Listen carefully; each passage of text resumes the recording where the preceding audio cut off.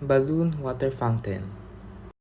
Through this experiment, I will explain briefly the concept of air pressure. Materials needed: plastic bottle, bowl, tape, scissors, straw, cutter.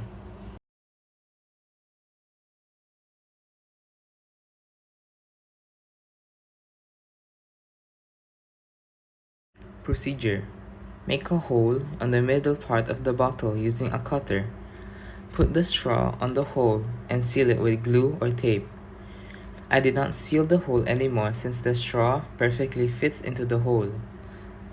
Half fill the bottle with water. Instead of using a balloon filled with air, I will blow the mouth of the bottle to create air pressure inside.